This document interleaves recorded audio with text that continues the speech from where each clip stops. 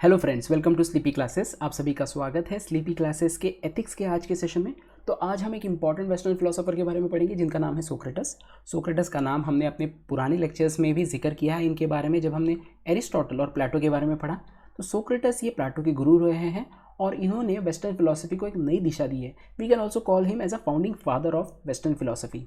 तो इस particular session में हम कुछ इंपॉर्टेंट चीज़ें पढ़ेंगे, जैसे एक बायोग्राफी देखेंगे सोक्रेटस की, फिर हम देखेंगे नॉलेज के बारे में क्या बात करते हैं सोक्रेटस, नॉलेज को वर्चू की तरह देखते हैं सोक्रेटस। इसके बाद हम देखेंगे इग्नोरेंस के क्या मायने हैं सोक्रेटस के लिए। फिर हम देखेंगे यूनिटी ऑफ वर्चू, ये प्रिंसिपल जो सोक्रेटस ने दिया है इसकी क्या मतलब बनता है। इसके बाद हम देखेंगे कैसे नॉलेज को गेन किया जा सकता है एज पर सोक्रेटस। फाइनली हम कुछ क्रिटिसिज्म भी देखेंगे जो सोक्रेटस की थियोरी के बारे में उनके शिष्य ने एरिस्टोटल ने कही है। एक स्मॉल बायोग्राफी देखते हैं। सोक्रेटस का जन्म हुआ है 470 बीसी में।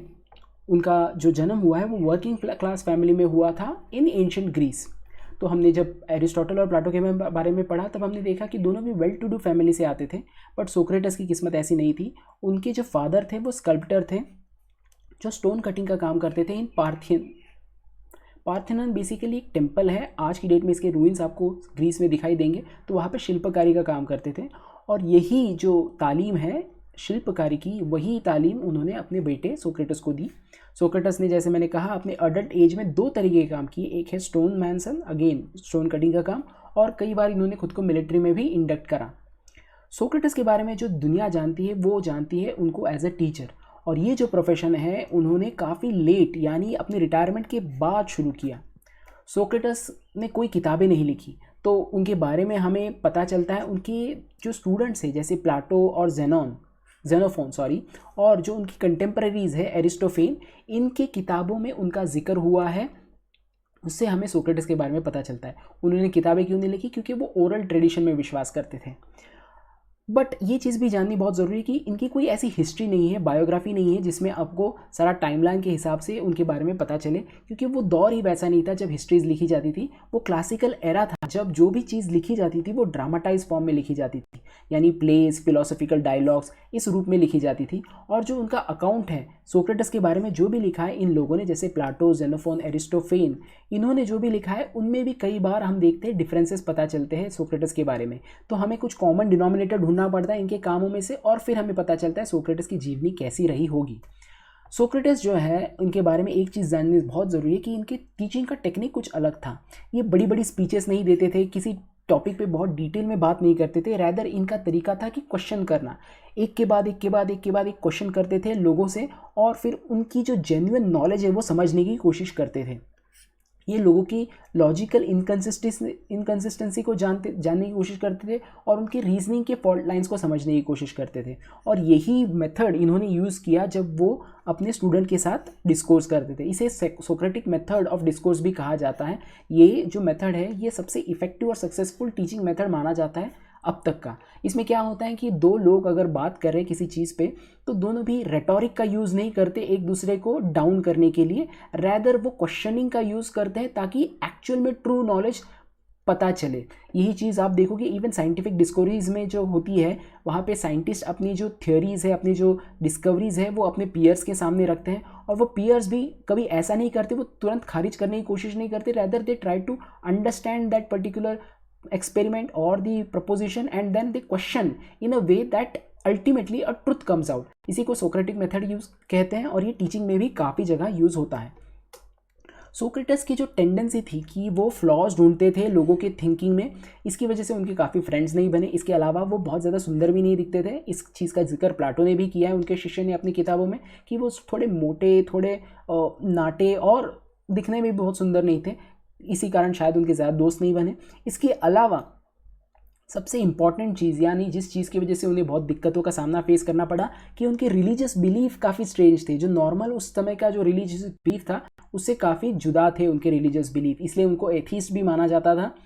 उनका एक जो उनके ऊपर एक्यूजेशन लगा कि वो सोफिस्ट से ताल्लुकात रखते थे। सोफिस्ट बेसिकली ये ग्रुप ऑफ एजुकेटर रहे हैं उस समय में, जिनसे बेसिकली जो ओल्ड जनरेशन है ग्रीस में, जब उस समय ओल्ड जनरेशन थी वो खौफ खाती थी। क्यों?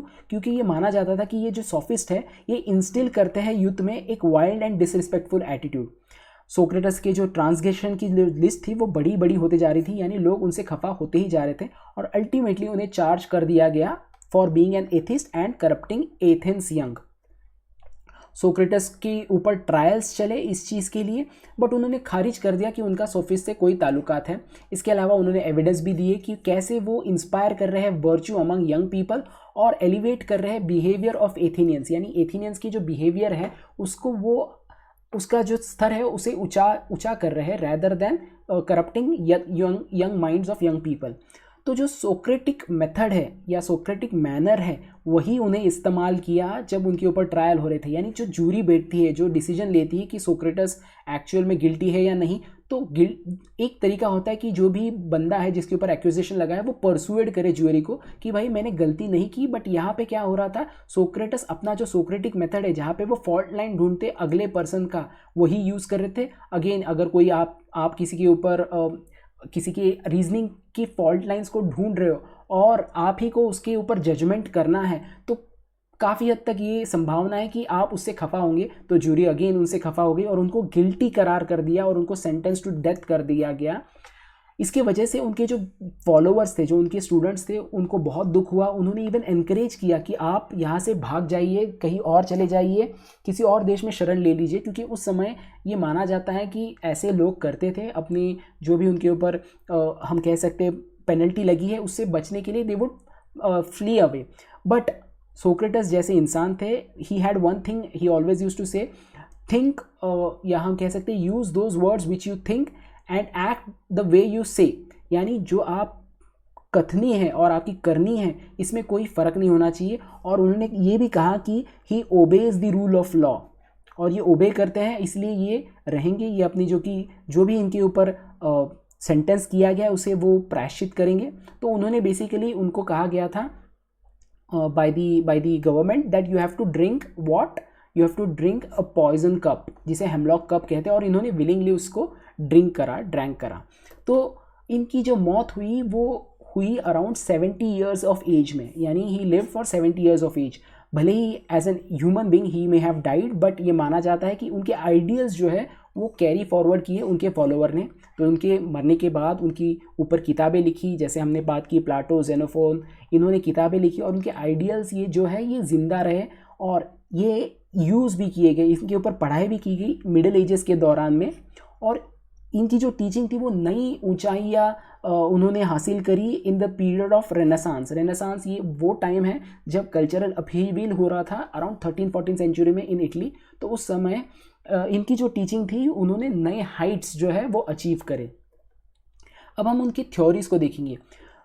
सोक्रेटिस मानते थे नॉलेज जो है वो वर्च्यू होता है। वर्च्यू यानी these are the moral standards, यानी गुण होते हैं, क्वालिटीज़ होते हैं ऑफ अ मॉरल और गुड पर्सन। तो नॉलेज भी ये वर्च्यू है। बेसिकली सोक्रेटिस ने वर्च्यू और नॉलेज को कनेक्ट किया। कैसे? वो कहते थे कि जो मॉरलिटी है उसका फाउंडेशन नॉलेज है, यानी अगर आपको मॉरल इंसान बनना है तो आपको नॉलेज गेन करना पड़ेगा। It is only through attainment of knowledge that one lives life to its fullest potential. आपको अपने जीवन की फुलेस्ट पोटेंशियल में जीना है तो आपको नॉलेज अटेन करना पड़ेगा। आपको मॉरल बनना है तो आपको नॉलेज अटेन करना पड़ेगा। बेसिक ये कहना था उनका। नॉलेज से इनका ये चीज़ नहीं थी कि आपको बस सेट ऑफ फैक्ट्स पता हो कि बारिश कैसे हो रही है, पृथ्वी का तापमान क्यों बढ़ रहा है, ये सेट ऑफ फैक्ट्स यानी नॉलेज नहीं। इनका नॉलेज का मतलब था बेसिकली कि आपको डिफरेंस यानी आपको फ़र्क करते आना चाहिए, क्या अच्छा है क्या बुरा है, क्या सही है क्या गलत है, क्या सच है क्या झूठ है, क्या जस्टिस है क्या इनजस्टिस है, एंड सो ऑन। इसमें अगर आप फ़र्क कर पाते हो तो उसे ही हम नॉलेज कहेंगे। फिर वो इग्नोरेंस के ऊपर भी बात करते हैं। वो बिलीव करते हैं कि कोई भी इंसान विलिंगली कोई गलत चीज़ नहीं करता। So he believe that no one chooses to do something wrong on their own will. जो भी इंसान कोई अनएथिकल प्रैक्टिसेस में इन्वॉल्व है, इसका मतलब यही बनता है कि वो अनअवेयर है कि सही और गलत क्या है। यानी अगर आप कोई गलत चीज़ करते हो तो आप इसलिए करते हो क्योंकि आपको पता ही नहीं कि वो गलत चीज़ है। ये थोड़ा सा आइडियलिस्टिक व्यू पता चलता है, बट इसके ऊपर एक लॉजिक भी देते हैं। वो क्या एक्सप्लेनेशन देते हैं कि कोई भी इंसान खुद को इंज्योर नहीं करता विलिंगली, कोई भी खुद को इंज्योर नहीं करता, जो भी हार्मफुल चीज़ है उससे बचता है, ये डेलिबरेटली खुद को किसी हार्म में नहीं डालता। और दूसरा आर्ग्यूमेंट देते हैं कि जो भी गलत चीज़ है वो हार्मफुल है, दो चीज़ें हो गई, कोई भी इंसान खुद को हार्म नहीं करता और जो भी गलत चीज़ है वो हार्मफुल है, तो कोई इंसान विलिंगली गलत चीज़ नहीं करता। तो इन दो स्टेटमेंट को अगर हम जोड़े तो पता चलता है no one acts wrong wilfully. तो ये एक लॉजिक दिया इन्होंने when we talk about doing wrong things. इनके हिसाब से ब्यूटी, स्ट्रेंथ, हेल्थ ये सारी चीज़ें बेनिफिशियल है टू ह्यूमन, बट अगर इसके साथ अगर आप कंपनी ना करो नॉलेज एंड विलफुलनेस या विजडम, तो ये हार्मफुल भी हो सकती है। तो एक चीज़ मोटा मोटी पता चलती है कि ईविल जो है उसको इन्होंने इक्वेट किया है विद इग्नोरेंस, यानी अगर आप में समझ नहीं है, इग्नोरेंट हो, then only you will do evil things. और अगर आप वर्चुअस इंसान हो, उसे इक्वेट किया है इन्होंने विजडम से। जो वाइज पर्सन होता है उसमें वर्चू अपने आप आ जाते हैं, और जो इग्नोरेंट पर्सन होता है वो ईविल कर देता है। ज़रूरी नहीं है कि या हम कह सकते हैं सोक्रेटिस के हिसाब से जो ईविल करता है उसे पता ही नहीं कि वो गलत है क्योंकि वो इग्नोरेंट है। इस तरह से हमें इसे समझ सकते हैं। So he equated evil with ignorance and virtue with wisdom. तो वो कहते हैं अगर इंसान को ईविल से छुटकारा चाहिए तो उसे इग्नोरेंस को दूर करना पड़ेगा, और इग्नोरेंस को दूर करने का तरीका क्या है कि you have to gain knowledge, you have to overcome your ignorance by gaining knowledge. Again knowledge का अर्थ आप याद करो, it is not about facts, it about differentiating between good and bad, truth and false and likewise. एक important चीज़ यहाँ पे ध्यान में रखनी है, सोक्रेटिक इग्नोरेंस। ये एक वर्ड बहुत इंपॉर्टेंट है वेस्टर्न फिलॉसफी में। इसका मतलब क्या है कि हम जो इंसान हैं हमें बहुत सारी चीज़ें पता होती है और हम मानते हैं कि हमें ज़्यादातर चीज़ें पता होती है। जो चीज़ हमें पता नहीं होती, क्या उसके बारे में हमें पता है? जो इंसान मानता है कि मुझे चीज़ें पता नहीं है, ये जो चीज़ है, ये जो रियलाइजेशन है, इसी को कहते हैं Socratic ignorance. Socratic ignorance is recognition of one's own lack of knowledge, कि मुझे चीज़ें पता नहीं, इसी को बोलते हैं सोक्रेटिक इग्नोरेंस। एक कहानी बताता हूँ। एक ओरेकल हुआ करती थी। ओरेकल यानी एक साध्वी के रूप में आप देख सकते हो जो गॉड से सीधे सीधे बात करती है। उससे पूछा गया कि सबसे नॉलेजेबल पर्सन ग्रीस में और एथेंस में कौन है, तो उसने नाम लिया सोक्रेटस का।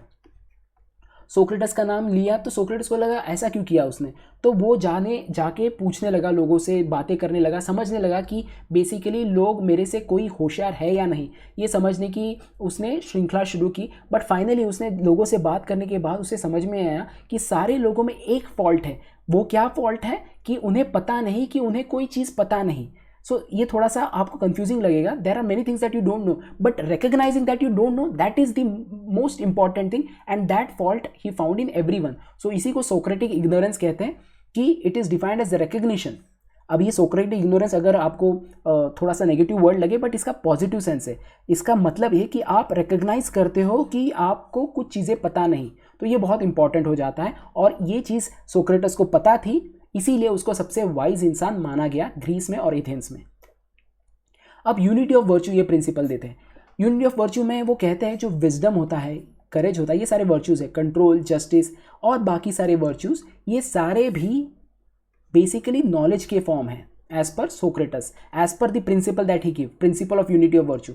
और principle of unity of virtue के हिसाब से ये जो भी वर्च्यूज़ है, विजडम, करेज, ये एक दूसरे के अपोजिशन में कभी नहीं होते। यानी जो वाइज पर्सन है वो कभी अनजस्ट नहीं हो सकता, जो करेजियस पर्सन है वो कभी कंट्रोल नहीं छोड़ सकता। ये सारे वर्च्यूज़ एक दूसरे को कॉम्प्लीमेंट करते हैं, इसीलिए यूनिटी में रहते हैं, यूनिटी ऑफ वर्च्यू। इसी का कोरोलरी अगर हम देखें कि अगर कोई वाइज पर्सन है तो उसमें जस्टिस अपने आप आ जाएगा, अगर कोई कंट्रोल रखता है खुद पे उसमें करेज अपने आप आ जाएगा। तो ये इसकी कोरोलरी बनती है। यही चीज़ शायद स्वामी विवेकानंद ने कही थी। उन्होंने कहा था कि आप अपनी ज़िंदगी में एक ही वर्च्यू पे फोकस करिए और इसको बेसिकली अचीव करने की कोशिश करिए, बाकी के वर्च्यूज़ आप में अपने आप आ जाएंगे। तो यूनिटी ऑफ वर्च्यू बेसिकली यही कहता है कि ये सारे वर्च्यूज़ एक साथ होते, एक दूसरे को कॉम्प्लीमेंट करते, कभी एक दूसरे के खिलाफ नहीं जाते और बेसिकली ये इकट्ठा रहते हैं। तो ये एक यूनिटी ऑफ वर्च्यू का प्रिंसिपल सोक्रेटस ने दिया। गुड के बारे में क्या बात करते हैं? बेसिकली सोक्रेटस कहते हैं कि ह्यूमन बीइंग जो है वो हमेशा अपेक्षा या कामना रखता है गुड की, हमेशा चाहता है कि अच्छा हो। अगर कोई गलत चीज़ भी, खराब चीज़ भी हो जाती है तो वो खराब उसके दिमाग में नहीं होता कि खराब चीज़ होनी चाहिए या बैड थिंग होनी चाहिए। वो कुछ ना कुछ अच्छा चाहता है, बट गलती से वो बुरी चीज़ हो जाती है। तो again we can see idealistic view है इनका बहुत ही, all bad things are done not for themselves but for the sake of something else good. Example देते हैं, अगर कोई डिक्टेटर किसी इंसान को एग्जीक्यूट कर देता है, किसी को डेथ पेनल्टी दे देता है, तो डिक्टेटर बेसिकली बिलीव करता है कि इससे सोसाइटी का कुछ बेनिफिट होगा। Again you can see he is doing bad in the hope of good. So what he is saying, human being only desires good, all bad things are done not for themselves but for the sake of something else that is good. तो वो मानते हैं Socrates कि लोग basically बुरा चीज़ अगर करते हैं तो वो रियलाइज नहीं करते बेसिकली वो जो चीज़ कर रहे हैं वो बुरी है। Again we are talking about ignorance here, कि उसे पता ही नहीं कि वो बुरी चीज़ है इसीलिए वो बुरी चीज़ करता है। फाइनली मोटा मोटी क्या है इसका, बेसिकली कि लोग अच्छी चीज़ चाहते, दे डिज़ायर, उनकी कामना होती कि अच्छा ही हो, बट वो बुरा कर देते हैं बिकॉज दे फील कि वो काम जो कर रहे हैं उससे कुछ ना कुछ अच्छा होगा। यहाँ पे डिक्टेटर का एग्जांपल दिया है इन्होंने। नॉलेज के बारे में क्या बात करते हैं, नॉलेज कैसे अचीव की जा सकती है, तो इनके हिसाब से नॉलेज कभी भी एक्सटर्नली लर्न नहीं की जा सकती। इंसान जो है वो गवर्न होता है थ्रू हिज इनर वॉइस, जो हम बात करते हैं अंदरूनी आवाज़। आप कई बार आप भी खुद से ही बात करते होंगे, कई बार आपने कोई गलत की तो आपको एकदम से ऐसा लगता है, रियलाइज़ करता है मैंने गलत की, और ये आवाज़ आती है अंदर से, तो जिसे हम माइंड भी कह सकते हैं। तो humans are governed by inner voice according to Socrates. और जो इंसान का कॉन्शियंस है, तो कॉन्शियंस जो है वो आपको बताता है कि अवेयर कराता है कि सही और गलत क्या है। तो बेसिकली क्या है यहाँ पे, again knowledge basically right and wrong का डिफरेंस के बारे में हम बात करते हैं। सोक्रेटस जब बात करते हैं तो जो कॉन्शियंस है वही आपको बताता है कि सही और गलत क्या है। तो ये जो चीज़ है नॉलेज, ये आप डायलेक्टिक टेक्निक से, यानी जब आप स्कूल में कॉलेज में जब बैठते टीचर आपको बताती है कुछ चीज़ें, तो उस हिसाब से ये सारी नॉलेज नहीं आएंगी, वो आपके अंदरूनी आवाज़ से ही, आपके अंतर आत्मा से ही ये सारी नॉलेज आएगी। राइट एंड रॉन्ग का डिफरेंस आपको तभी पता चलेगा। कोई अगर बाहर से आपको बताता है तो आप उसे समझ सकते हो बट रियलाइज नहीं कर सकते। तो उनके हिसाब से knowing that you do not know anything is the true wisdom, कि आपको कुछ भी पता नहीं, यही चीज़ वो सोक्रेटस भी कहते थे, मुझे कुछ भी पता नहीं, आप मुझे बताओ। और फिर वो क्वेश्चन कर करके सारी विजडम, सारी ट्रुथ निकालते थे बाहर। तो यही ट्रू विजडम है एज पर सोक्रेटस। उनके हिसाब से लोगों का रीज़न जो है and not society allows to distinguish between right and wrong. Again we are talking about inner conscience, reason, mind, सब कुछ अंदर से आता है कि डिस्टिंग्विश करना between right and wrong, that comes from the inside of the person, not from the society. Society जो आपको कहती है एज पर सोक्रेटस, जो नॉलेज है वो एक्सटर्नली या सोसाइटी के थ्रू लर्न नहीं किया जा सकता, वो अंदर से ही आएगा। ये एक इंपॉर्टेंट स्टेटमेंट बन जाता है जो आपको क्वेश्चन की तरह भी पूछा जा सकता है। उनके हिसाब से कोई भी लाइफ जो है वो वर्थ लिविंग तब है अगर उसे रिगोरसली एग्जामिन किया जाए। यानी आप जो भी सोचते हो, आप जो भी करते हो, उसके ऊपर अगर आप सोचोगे नहीं, उसको रिगोरसली एग्जामिन नहीं करोगे, तो आपकी जो लाइफ है वो वर्थ लिविंग नहीं है। You are not living your life to the fullest potential if you are not rigorously examining your life as per Socrates. अब इनकी क्रिटिसिज्म देखते हैं। एरिस्टोटल जो प्लाटो के शिष्य रहे, यानी प्लाटो जो सोक्रेटस के शिष्य रहे, तो उन्होंने क्रिटिसाइज़ किया है एरिस्टोटल के थ्योरीज को। उनके हिसाब से सोक्रेटस कहते हैं नॉलेज जो है, नॉलेज ऑफ वर्च्यू, ये सफिशिएंट है कि आपको नॉलेज होना चाहिए वर्च्यू का, बट नॉलेज होना काफ़ी नहीं है, उसको एक्शन में लाना भी उतना ही इंपॉर्टेंट है या ज़्यादा इंपॉर्टेंट है एज पर एरिस्टोटल। ये पहला क्रिटिसिज्म है एरिस्टोटल का कि आपको बस नॉलेज हो ऑफ वर्च्यू, कि सही क्या है, गलत क्या है, करेज क्या है, इन सारे नॉलेज, वर्च्यू की नॉलेज होना सफिशिएंट नहीं है, आपको एक्चुअली एक्ट भी करना पड़ेगा। This is the first criticism of Aristotle. इसके अलावा जो principal of unity of virtue के बारे में सोक्रेटस बात करते हैं कि अगर एक इंसान में एक वर्च्यू है तो उसमें बाकी के वर्च्यूज भी आ जाएंगे क्योंकि वो कॉम्प्लीमेंट करते एक दूसरे को, ये गलत है एज पर एरिस्टोटल। तो in opposition to principle of virtue it might be argued that just because one virtue is present in one person does not mean all virtues are present as well. तो ये दो criticism, हालांकि बहुत सारे criticism हम कर सकते हैं, इवन हमारे लेवल पे क्रिटिज्म कर सकते हैं कि इतना आइडियलिस्टिक बात करते हैं, but this are the two important criticism of Socrates given by Aristotle. तो क्विकली रिवाइज करते हैं हमने क्या देखा है। तो सबसे पहले नॉलेज के बारे में बात करते हैं। नॉलेज है वर्च्यू है, और नॉलेज बेसिकली वो नहीं है कि जो आप समझते हो कि फैक्ट्स जो चीज़ें होती है। नॉलेज का बेसिकली मतलब है कि आप डिफरेंस कर पाओ between right and wrong, good and bad, truth and false, justice and injustice and so on.